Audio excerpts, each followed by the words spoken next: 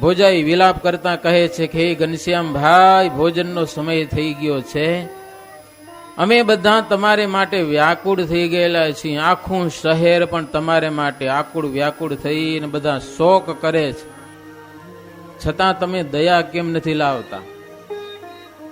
સુવાસની બા શ્રીહરિના ઓરડામાં ગયા.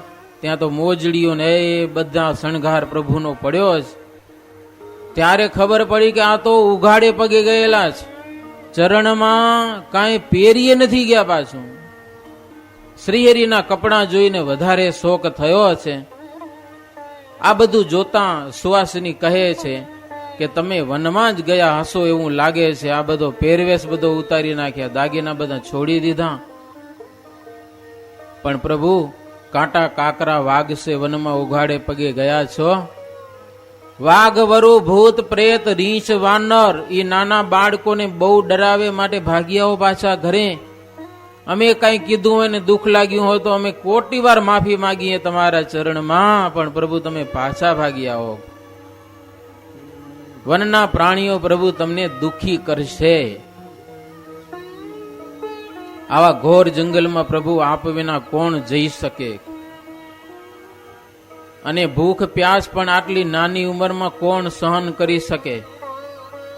એમ તો રાત દિવસ કલ્પાંત કરતા હતા. રાત દિવસ 11 વર્ષના ઘનશ્યામ, ઉંમર કેટલી ઉંમર!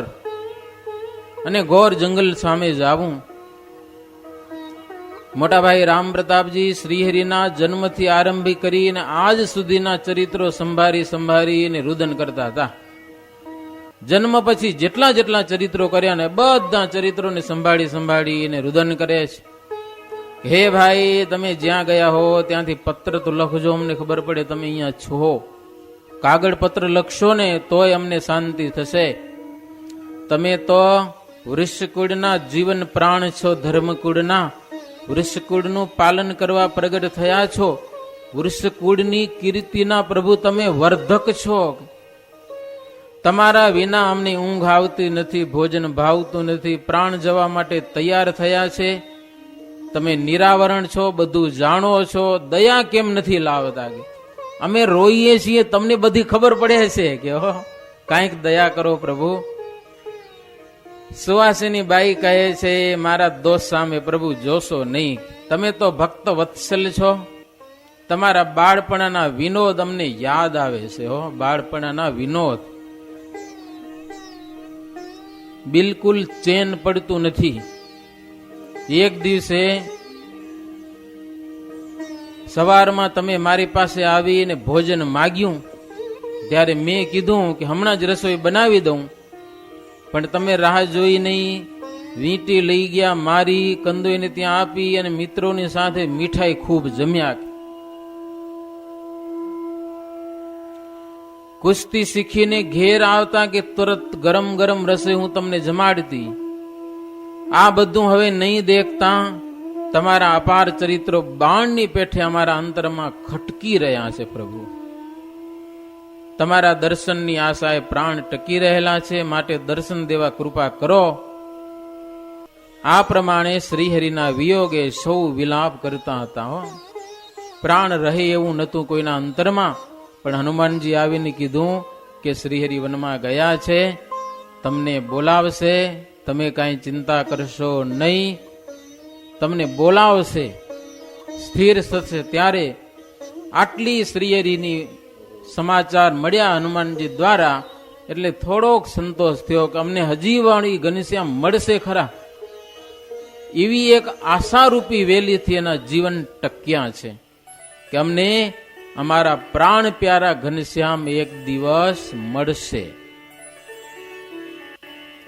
હવે શ્રીહરિ વનમાં ગયા. એ વાત મુક્તાનંદ સ્વામી કહે છે કે હે ઉત્તમ રાજન, શ્રીહરિ પહેલી રાત્રિ વનમાં વડના ઝાડ નીચે વ્યતીત કરી. મૃગચર્મના આસન ઉપર બેઠા હતા. અક્ષરધામમાંથી પાર્ષદો આવ્યા પ્રભુની સેવામાં. સરજુ નદીમાંથી ગાડીને પાણી ભરી આવ્યા, જલપાત્ર ભરી આપ્યું, પ્રભુને જલપાન કરાવ્યું છે. શ્રીહરિ મુખ તથા ચરણ ધોઈને પાણી પીધું. અન્ન જમવાનો તો મનમાં ઘાટ થતો નહીં શ્રીહરિને. પાર્ષદને કહેવા લાગ્યા શ્રીહરિ કે આજે અમારી નિર્ભય રાત્રિ થઈ. લ્યો અહીંયા બધા રૂએ ને બહુ રાજી થયા. કોઈ જાતનું વિઘ્ન ના આવ્યું ને ઘર છોડવામાં, નિર્વિઘ્ન પણ અમે નીકળી આવ્યા, અમને કોઈ પકડી હગ્યા નહીં. બહુ રાજી થયા શ્રીહરિ. પાર્ષદોને કહે શ્રીહરિ કે ખેદ લગારેક પણ રહ્યો નહીં, હવે તો સુખ સુખ અને સુખ જ થઈ ગયું. કે લ્યો એ ગધી માયા ગઈ ઘરની. એવા રાજી થયા મનમાં, સુખ સુખ અને સુખ. હવે કોઈ પ્રકારનું બંધન રહ્યું નહીં, દુઃખ રહ્યું નહીં. ઉત્તમ બન ગિરી જોવું, મધ્યમ બાગ બગીચા તેહી, ગાવ સમીપ હિ સોવું, તરુ ધર્મશાલા કઠિન કનિષ્ઠ ગીનત, ગાવ શહર में फिरनो, उद्यम अधम में सो अधम गीनत, धर्म न रहे तेहि लेस, यूं हरि निश्चय ही कीने मना.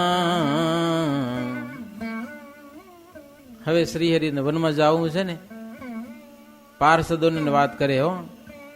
મુક્તાનંદ સ્વામી શ્રીહરિના એક મનના એક વિચારની વાત લખી. ઉત્તમ રહેવાનું મહારાજને કયું ગમતું? ભયંકર પ્રદેશ હોય, ડુંગરાળ પ્રદેશ હોય, ભયંકર નદીઓ વહેતી હોય, ઝરણા પડતા હોય, અવાજ આવતો હોય, અહીંયા રાત રહેવી પડે ને બહુ રાજી થયા હો. જેટલું ભયંકર વાતાવરણ એટલું શ્રીહરિને અનુકૂળ ને બહુ રાજી થાય. અને એના કરતા ક્યાંક બાગ બગીચામાં રહેવું પડે ને તો મધ્યમ ગણતા, ઓના કરતા થોડુંક ઓછું. એ જંગલમાં હો, ગામનો આશરો નહીં. ને કોઈ ગામમાં કે શહેરમાં રહેવું પડે, કોઈ ધર્મશાળામાં તો કનિષ્ઠમાં કનિષ્ઠ માનતા કે અહીંયા ક્યાં રહેવું પડ્યું, ઠેકાણું ન મળ્યું બીજું, એટલે અહીંયા રહેવું પડ્યું. બાકી તો ઘોર જંગલ, ભયંકર જનાવરો ફરતા હોય, ભૂત ભડકા કરતા હોય, બહુ મજા આવે રહેવાની. લ્યો એમાં સુખ શાંતિથી રહેતા. એમ ઉત્તમમાં ઉત્તમ મહારાજને ઉતારો એ ગમતો. આવું લખ્યું આધારાનંદ સ્વામી. હવે શ્રીહરિ પાર્ષદોને કહે છે કે બહુ દિવસની ઈચ્છા હતી ને આજે પૂરી થઈ. ઘર છોડવું આજે છૂટ્યું. આજે અમને પૂર્ણ સુખ થયું છે, કારણ કે સંબંધીનું બંધન છે ને બહુ ભયંકર છે, બહુ ભયંકર નથી છૂટતું. મોટા મોટા યોગીઓ તપસ્વીઓથી પણ આ બંધન છૂટતું નથી. આવો અમૂલ્ય મનુષ્યનો દેહ મળ્યો અને હરિ ભજવાનો અવસર આવ્યો, બધો વૃથા જાય. જીવ જો બંધાઈ રહે તો કાંઈ ઉપાય થાય નહીં. સંસાર તો એક એવી બેડી છે કે ભગવાન ભજવામાં વિઘ્ન રૂપ જ થાય. લ્યો સંસારની બેડી જેવી છે, ભગવાન ભજવાય કોઈને ગમે નહીં. હરિ ભજવાની વાત માત પિતાને ન ગમે તો ભાઈને તો ગમે જ ક્યાંથી મહારાજ કે. હો હિરણ્યકશિપુ જેવો મહાબળવાન બુદ્ધિશાળી હતો, પણ એનો દીકરો પ્રહલાદ ભગવાનનું ભજન કરવા માંડ્યો હતો, એને ન ગમે. લો ન ગમે મહારાજ કે એને સંસારના કામ કરો ને તો જ સંબંધીને વધારે ગમે. નારદજીના ઉપદેશથી પ્રહલાદની ભક્તિ એને ગમીની. 5 વર્ષના થતા સુધી બાળકે ભક્તિ કરી તો એને વિરોધ જ કર્યો હિરણ્યકશિપુએ. રાજનીતિના ગ્રંથો ભણાવ્યા પણ પ્રહલાદજી ભણ્યા નહીં. હો પાસે બેસાડીને પૂછ્યું હિરણ્યકશિપુ, બેટા શું ભણ્યો? સારું શું ભણ્યો? ત્યારે પ્રહલાદજી કે તાત ભગવાન વિનાનું સુખ માત્ર છે ને બધું નાશવંત છે, ને સત્સંગ વિનાની જે વિદ્યા છે ને બધી નાશવંત છે. આવી એના બાપના ખોડામાં બેસીને પ્રહલાદજી બોલ્યા. सबसे काल महाबलवाना, नाश करे नृप के ठिकाना, काल रिपु बलवान ही भारी, सबके ठिकाना देवे टारी. કાળ છે એ મહાબળવાન છે, કોઈને સ્થિર રહેવા દેતો નથી, કોઈને પણ. હો સમય જતા જતા જતા બધું એનું નાશ થઈ જાય. કબહુ ન કાલ કરે જહી નાશા, નિર્ભેસો હરિપદ રહેવાસા, એસે હી હરિ કહાવત જે હા તા બિન નાશવંત સબ તે હા. પ્રહલાદજી એના બાપને કે હિરણ્યકશિપુને એક નિર્ભય પદ હોય તો ભગવાનનું ધામ છે. લ્યો, ભજન કરીને ભગવાનના ધામમાં જાવું એને કાળ કાંઈ કરી શકતો નથી. નિર્ભય પદ એક જ હરિનું ધામ છે. પણ આવી વાતો ભગવાનના પ્રશંસાની એના બાપને ન ગમી. મહારાજ ગયો પછી તો પ્રહલાદજીને મારી નાખવાનો બહુ પ્રયાસ કર્યા, ઘણા બધા, બહુ લાંબી કથા. એમાં ઉલટાનું એનું જ મૃત્યુ થયું, હિરણ્યકશિપુનું. મહારાજ કે અક્ષરધામના પાર્ષદોને આગળ વાત કરે, હો મહારાજ, હવે વડ નીચે બેઠા હજી પાર્ષદોને કે આ પ્રહલાદની વાત અમે સાંભળીને તે દિવસ અમે ઘર છોડી દીધું, નખપે ગયા. હો, સંબંધીને નથી ગમતું ભજન કરી. પ્રહલાદજીનું આખ્યાન સાંભળ્યું એટલે અમારા મનમાં નક્કી કર્યું કે ઘર છોડવું, અને આજે એને છોડ્યું. શ્રી હરિના વચન સાંભળીને પાર્ષદો કે પ્રભુ તમે તો ભગવાન છો કે હો, તમને વળી ક્યાં આવી બધી વાતો લાગો પડે. પણ પ્રભુ અનંત જીવોનો ઉદ્ધાર કરવાને માટે આ પ્રભુ આપણા મનુષ્ય ચરિત્ર છે, ચરિત્ર કરો છો. અમને આપણા ચરણ સ્પર્શ થયા, આ ભૂમિને આપણા ચરણના સ્પર્શ થયા. ખૂબ ભાગ્યશાળી ભૂમિ છે કે તમારી સેવામાં આ ભૂમિ કામ લાગી. પ્રભુ તમને રાત્રિ વ્યતીત કરવા આ ભૂમિ કામ લાગી. આ વડનું ઝાડ પ્રભુ તમને આશ્રય ઉપયોગી થયું. કેટલું ભાગ્યશાળી. આ પડખાના ગામડા વાળા બધા લોકો સવારનો સમય થયો રે એ બધા વડી લઈ આવ્યા. હો, શ્રીહરિ પાસે આવી કોઈક સારા યોગી જાણીને ફળ મેવા ખૂબ અર્પણ કર્યા. શ્રીહરિએ દેવને નૈવેદ્ય કરી વિષ્ણુને પોતે જમ્યા.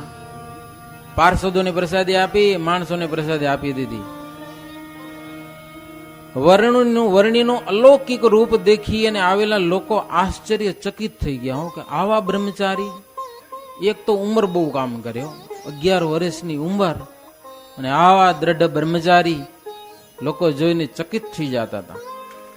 સવાર થયું, શ્રીહરિ શૌચ વિધિ બધો કર્યો છે, દાંતણ બધો વિધિ કર્યો. પછી શ્રીહરિ જમ્યા, પ્રસાદ બધાને આપ્યો. હવે શ્રીહરિ ઉત્તર દિશામાં ચાલવાની તૈયારી કરેલી છે. ઉત્તર દિશ મેં ચલે હરિ જોઈ, પાર્ષદ કું શીખ દીને સોઈ, કોઈ કો ડર ન રખત હૈ હમ હી, ચિંતા મત કરના અબ તુમ હી. પાર્ષદોને ચિંતા થવા લાગી, આવા નાનકડા મહારાજ ને ઘોર જંગલમાં જાશે, કેમ થાશે? એટલે શ્રીહરિ પાર્ષદોને કીધું કે કાંઈ ચિંતા કરવા જેવું નથી, અમને સેવક કોઈ ભેળા જોતા નથી, અમે એકલા જ જશું. મહારાજ પોતાની ઓળખાણ કરાવી, અમે કોણ છીએ એ તમે કંઈક વિચારો. અમને કોનો ભય છે, કોનો ડર છે? વ્યાપ્ય વ્યાપક હે શક્તિ મેરી, અણુ અણુ પ્રતિ રહી હૈ એહી, જડ ચેતન યોર શક્તિ કહાવે, મેરી આજ્ઞા में થર થર રહાવે. વ્યાપ્ય અને વ્યાપક બે પ્રકારની શક્તિ એ તો મારી છે. જડ અને ચેતન પદાર્થને હું ખપે તેમ હલાવી શકું. જડ તો હાલે, આ શું ચેતન તો હાલે, પણ જડ પદાર્થ એને પણ હું હલાવી શકું. હો, એકવાર અયોધ્યા જતા હતા અને સરજુ નદી પાર કરવી હતી, વાણવાળા વાળા તંગે ચડ્યા, પથ્થર ઉપર બેસી ગયા ઘનશ્યામ મહારાજ, બધા આખા છપિયા ગામના માણસો ને. પણ પથ્થર ઉપર બેવામાં શું ફાયદો? તો તમે બેહી તો જાઓ. બધા માણસોને મોટી મોટી છાંટો પડી તો પથ્થર એના ઉપર બેહારી દીધા. પોતે સ્પર્શ કર્યો બધા પથ્થરનો, બ્રહ્મનો પ્રવેશ થયો. એક પથ્થર ઉપર પોતે અને રામ પ્રતાપ ધર્મદેવ બેઠા હતી, સૌથી આગળ હાલ્યો, પાણી મળ્યો નદીમાં. વાય વાય બધા પથ્થર હાલ્યા આવે, માણસો જોઈ રહ્યા. લાકડા તો તરે પણ આ પથ્થર કેમ તરે છે પાણીમાં? પર બ્રહ્મનો યોગ થાય ને તો તો એ જળ અને ચેતન મહારાજ કે શક્તિઓ બધી મારી આજ્ઞામાં થરથર રહે. તો મને શેનો ડર કે કોનો ડર? ભૂતનો ભય, ચિત્તાનો ભય કે સિંહનો ભય લાગે? તમે ધામના પાર્ષદો થઈને આવું કેમ વિચારો છો? મહારાજ જાઓ તમે, અમને કોઈ સેવક જોઈતા નથી, અમને કોઈનો ભય નથી. દેખાય નાના, બાકી તો મોટા છે બહુ. અમે કે નાના નથી, ડરીએ એવા નથી અમે. આ તો શ્રીહરિ કે શક્તિઓ બધી અમારે આધીન છે, પણ અનંત જીવોનો ઉદ્ધાર કરવો છે, એટલે માણસ જેવા બન્યા છીએ. અને આવું થયા વિના લોકોને સંતોષ થાય નહીં, એટલે અમને અમારી ઈચ્છા પ્રમાણે કરવા દો.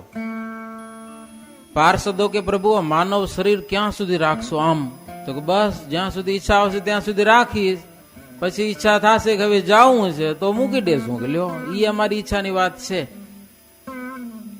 પ્રથમ તો ચારે ધામમાં ફરશું અમે, ધર્મ અને ભક્તિનું પોષણ કરશું. ઈ આમ એક મોટું કામ કરવાનું છે, એક ઈચ્છા છે ને એ અમે પૂર્ણ કરશું. એટલે પાર્ષદો શ્રીહરિને દંડવત પ્રણામ કરી ત્યાંથી વિદાય થયેલા છે. ભગવાન શ્રીહરિ ઉત્તર દિશામાં પ્રયાણ કરેલું છે. એટલામાં મેઘની ઘટા ચઢી આવી આકાશમાં, વીજળીઓ થવા લાગી, ગર્જનાઓ ભયંકર થવા લાગી, મોટી બુંદે વૃષ્ટિ થવા લાગી છે. આવી ભયંકર વૃષ્ટિ થાય, ગર્જનાઓ થાય ઘોર જંગલમાં. એ વર્ષા ઋતુના દિવસો શ્રીહરિને બહુ ગમતા. લો, જેમ જેમ વૃષ્ટિ પડે, વરસાદની ધારાઓ પડે, એમ અત્યંત આનંદ માનતા. લ્યો, આપણે ગાડીમાં બેઠા તો બીક લાગે. હા, વરસાદ પડે ને જેમને તેમ, તણે તો નહીં જાય ને ક્યાંક. પણ શ્રીહરિ બહુ રાજી થતા, મનમાં સંતોષ થતો. તપેલી ભૂમિ બધી શાંત થઈ ગઈ. જ્યાં ને ત્યાં બધા પાણી વહેવા લાગ્યા. એ નદી નાળા છલકાણા જોઈને શ્રીહરિને ખૂબ આનંદ થયો. 5-10 ગાઉ ચાલતા કોઈક સુંદર જગ્યા દેખાય, ત્યાં શ્રીહરિ રાત્રિ રોકાઈ જતા. સારા બુદ્ધિવાળા માણસો શ્રીહરિને ઓળખી જતા. જ્યાં જ્યાં શ્રીહરિ વિશ્રામ કરે ત્યાંના લોકો અન્ન ફળથી શ્રીહરિની સેવા કરતા. કેતા નહીં, કોઈ પાસે માગતા નહીં જમવાનું, પણ લોકોને એક રૂપ જોતા આનંદ થઈ જતો કે બ્રહ્મચારી એવા છે, ઘરે જે હોય લઈ આવ્યો શ્રીહરિ પાસે, લ્યો અમારું કંઈક સ્વીકારો. અને રસોઈ કરવા જેવું હોય તો શ્રીહરિ હાથે રોજ રસોઈ બનાવી નૈવેદ્ય કરીને જમતા. કોઈ માણસ પાસે આવીને બેસે ને તો રાજી થઈને વાતો કરતા હો શ્રીહરિ. અને મોક્ષની એવી સુંદર વાત કરતા કે એના અંતરમાં ઉતારી જ દેતા. મોક્ષની વાત અંતરમાં ઉતારી જ દેતા. ક્યારેક એકલા તો ક્યારેક કોઈકની સંગાથે પણ ચાલતા. અને કોઈક ભેડા હાલે ને થોડીક વાર કે આમ જાવું છે, કોઈકને હાલો ભેડા. મહારાજની ભેડા હાલવાની મજા બહુ આવતી લોકોને. ક્યારેક ક્યારેક ટોળે ભેગા હાલે હામા ગામ સુધી. તો ભેડા હાલવા વાળા માણસોની સંગાથે પણ શ્રીહરિ શાસ્ત્રની વાતો કરતા. ને એવી સુંદર વાતો કરતા કે એના અંતરમાં કઈ કુબુદ્ધિ હોય ને તો ટાળી દેતા. લ્યો, સદબુદ્ધિ પ્રગટાવી દેતા અંતરમાં. ત્યાગ વૈરાગ્ય પ્રગટી જાય એવા તો કીર્તનો પોતે ગાતા ને ગૌરાવતા. હાલતા ચાલતા, ક્યાંક બેઠા હોય સભા ભરીને બેઠી હોય તો એવા કીર્તનો ગૌરાવે પોતે. ત્યાગ વૈરાગ્ય અંતરમાં ચડી જાય હો, અંતરમાં એવા કીર્તનો ગૌરાવે. શ્રીહરિ પોતાની વાતો કરીને જે માણસો સંગે હોય તેનું સંસારનું બંધન તો તોડાવીને મોક્ષને માર્ગે જોડી જ દેતા હો. લખ્યું કેવું સરસ નથી? મહારાજ કે અમારી સામે તો જુઓ, આટલા હાવ નાના મૂકી દીધું, તમે ગેઢા થવાની વાટ જોશો, ભજન કરશું પછી. એમ એ થવાનું છે? એ વાટ ન જોવાય. અમારી સામે જુઓ કે જો આટલા નાના ઘરે છોડી દીધું ને, તમે છોડો નહીં તો કાંઈ નહીં, ભજન તો કરજો. ભજન એમાં માલ છે. એવી વાતો કરતા હો. પોતાનું બતાવીને મહારાજ લોકોના અંતરમાં ભગવાન પ્રત્યે હેત જગાડી દેતા. પ્રભુ ભજવા માં જ લાભ છે એટલું તો મનાવી જ દેતા હો. ગમે એવો માણસ હાથમાં આવી ગયો ને સામે, તો ભગવાન ભજવામાં માલ છે, વિષય ભોગવામાં માલ નથી, આવું તો એને ફાઇનલ મનાવી દેતા હતા. કોઈક વ્યસની મળી જાય, દારૂડિયો હોય, કોઈ ચલમ વાળા હોય, હોકા વાળા હોય, ભાંગ માજા વાળા, એવો કોઈક હાથમાં આવી ગયો તો એ મહારાજ સામે આવ્યો તો વ્યસન છોડ્યા વિના જઈ શકે નહીં. પકડી પાડે હો એને, નિર્વ્યસની બનાવે. લખ્યું આધારાનંદ સ્વામી. વ્યસન માત્રનો ત્યાગ કરાવે, કામ ક્રોધ લોભાદિક અંતરશત્રુ નરકના દ્વાર છે એવું સમજાવતા શ્રીહરિ નિષ્કામ નિર્માણ આદિ ગુણો મોક્ષના દ્વાર છે. રાત દિવસ એવી જ વાતો કરતા, બીજી વ્યર્થ વાતો શ્રીહરિ ક્યારે કરતા જ નહીં હો. ખોટો ટાઈમ બગાડવો નહીં ક્યારે પણ. મોક્ષની વાતો કરવી, લોકોના અંતરમાં ભગવાન પ્રત્યે પ્રેમ થાય એવી જ વાતો કરવી. પૂર્વે રામકૃષ્ણાદિક ભગવાનના અનેક અવતારો થઈ ગયા છે. અનંત અપાર મહિમા પ્રેમી ભક્તોની પેઠે પોતે ગાયા જ કરતા. લ્યો, ભગવાનના અવતારોનો મહિમા, ચરિત્ર, કથા પોતે ખૂબ હેદભાવથી ગાયા કરે, લોકોને સંભળાવ્યા કરે. પણ કોઈ દી એમ ન કહો કે હું ભગવાન છું, એમ ને કે કોઈ દી ન કહો. પૂર્વે અવતારોનો મહિમા ખૂબ બતાવતા શ્રીહરિ લોકોની આગળ. પોતાના નિશ્ચયની વાત કોઈને કરતા નહીં, પણ આટલી નાની ઉંમરમાં આટલી બુદ્ધિને આટલી સરસ તેજની છટ્ટા જોતા બુદ્ધિવાળા ઓળખી જતા કે છે આ ઈશ્વર. નહીતર આટલી અક્કલ ન હોય કે 11 વર્ષના છોકરામાં. હો, બુદ્ધિશાળી લોકો શ્રીહરિને ઓળખી જતા. ભલે પૂર્વે અવતારોની વાત કરે છે, પણ સ્વયં પોતે પરમાત્મા છે, ભગવાન છે.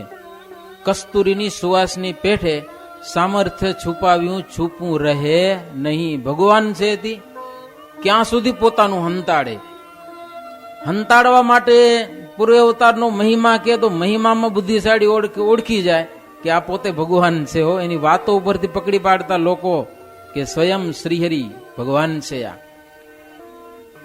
પણ કુબુદ્ધિ માણસો સમજી શકતા નહીં.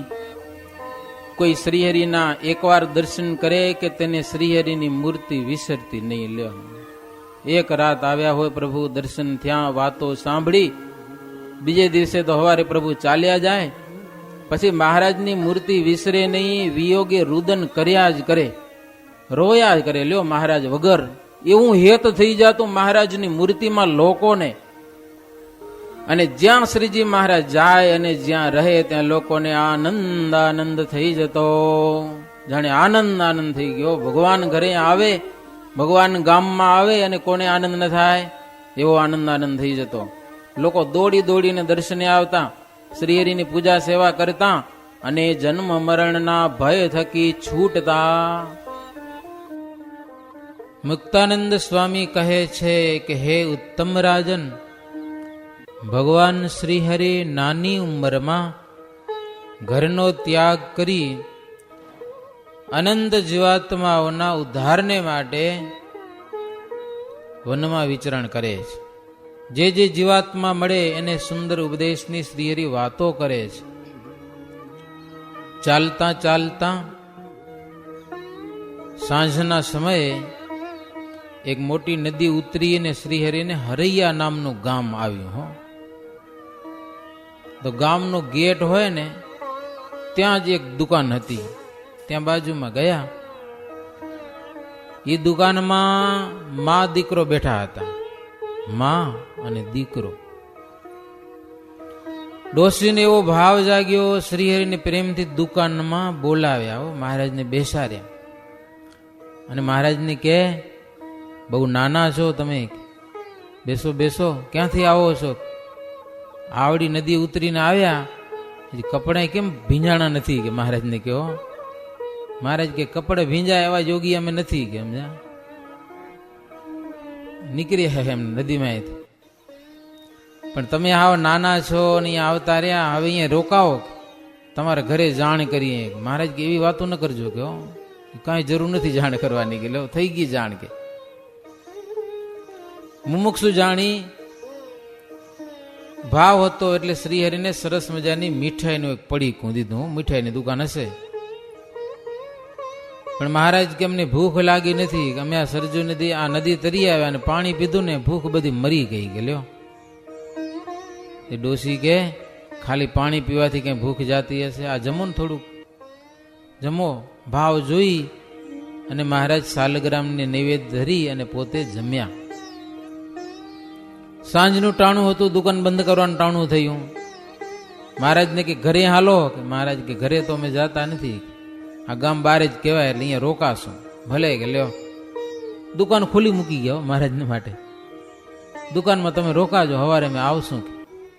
તે મહારાજ દુકાનમાં મૃગચર્મ પાથરીને ત્યાં જ રાત્રિ વ્યતીત કરી.